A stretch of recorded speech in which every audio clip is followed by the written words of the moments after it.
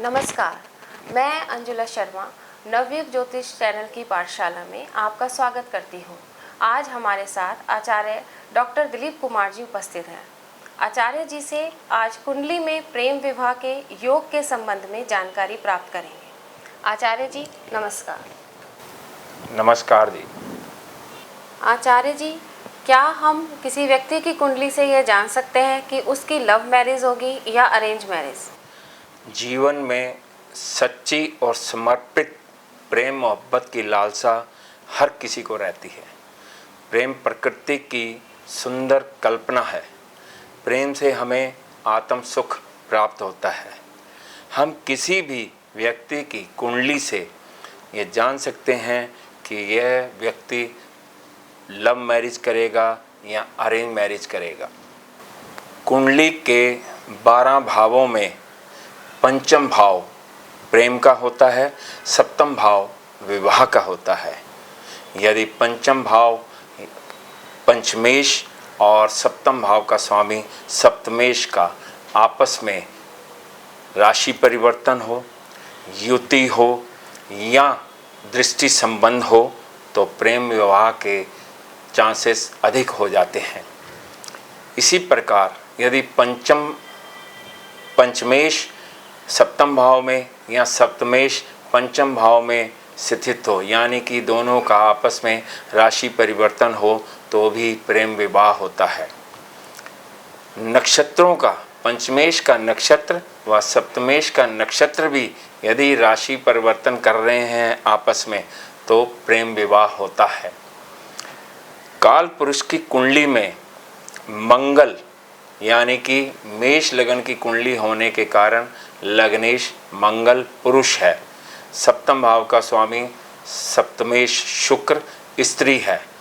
कुंडली के किसी भी भाव में यदि मंगल और शुक्र का आपस में कोई संबंध बनता है तो ये प्रेम विवाह का सूचक है, क्योंकि मंगल और शुक्र की युति से जातक में व्यक्ति में कामुकता बढ़ जाती है। मंगल पौरुष शक्ति का प्रतीक है व शुक्र प्रेम का प्रतीक है। इन दोनों का आपस में राशि परिवर्तन, दृष्टि संबंध या एक दूसरे के भाव में स्थित होना प्रेम विवाह का सूचक है। मंगल की राशियां मेष व वृश्चिक होती हैं यदि उनमें शुक्र स्थित है। शुक्र की राशियां वृष व वृश्चिक होती हैं यदि उनमें मंगल स्थित है, या मंगल शुक्र की युति किसी भी भाव में हो तो प्रेम विवाह की संभावना बढ़ जाती है। आचार्य जी, कई बार व्यक्ति किसी से प्रेम करता है लेकिन उसके प्रेम संबंध टूट जाते हैं, तो कुंडली में ऐसे कौन से योग या ग्रह होते हैं जिससे व्यक्ति के प्रेम संबंधों में दरार आ जाती है? शनि अलगाववादी ग्रह है।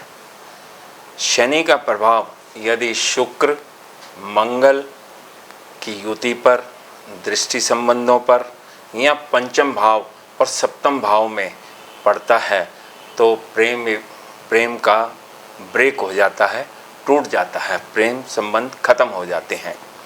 इसी प्रकार यदि दशा षष्ठेश की दशा, छठे भाव के स्वामी की दशा या छठे भाव में बैठे ग्रहों की दशा हो तो प्रेम संबंध टूट जाते हैं, ब्रेक हो जाता है। छठे भाव की दशा या छठे भाव में बैठे ग्रहों की दशाओं में वायलेंस भी होता है। प्रेम संबंध प्यार से नहीं टूटते, आपस में इनका लड़ाई झगड़ा भी होता है। आठवें भाव और अष्टमेश और 8वें भाव में स्थित ग्रह छिद्र ग्रह कहलाते हैं, जिनकी दशाओं में प्रेम संबंध टूट जाते हैं। 12वां भाव हानि का होता है। 12वें भाव की दशा या 12वें भाव में स्थित ग्रहों की दशा हो तो भी प्रेम संबंध टूट जाते हैं। इसी प्रकार राहु और शुक्र यदि युति या दृष्टि संबंध हो, प्रेम भावना पैदा हो जाती है, प्रेम संबंध बन जाते हैं। लेकिन राहु की दशा में यदि प्रेम होता है तो वो जल्दी प्रेम संबंध टूट भी जाते हैं। पंचम भाव या पंचम भाव में बैठे ग्रह पापी ग्रह हों तो वो भी प्रेम संबंधों को तोड़ने में सहायता देते हैं।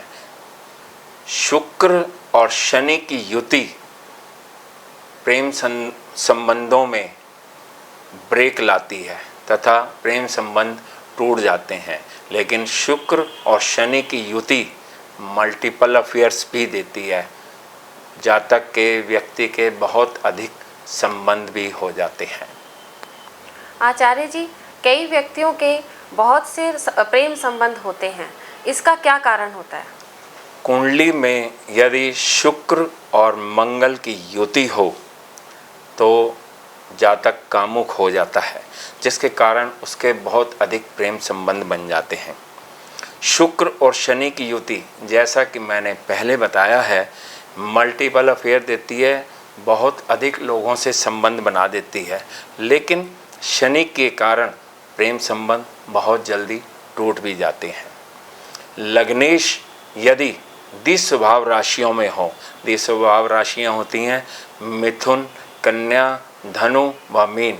यदि लग्नेश द्विस्वभाव राशियों में हैं और उन पर मंगल या शुक्र का प्रभाव हो या पाप प्रभाव हो तो जातक के अधिक प्रेम संबंध हो जाते हैं। आचार्य जी, आपने हमें व दर्शकों को लव मैरिज या प्रेम विवाह के संबंध में बहुत महत्वपूर्ण जानकारी दी है, जिसके लिए हम आपका धन्यवाद करते हैं। नमस्कार। नमस्कार जी।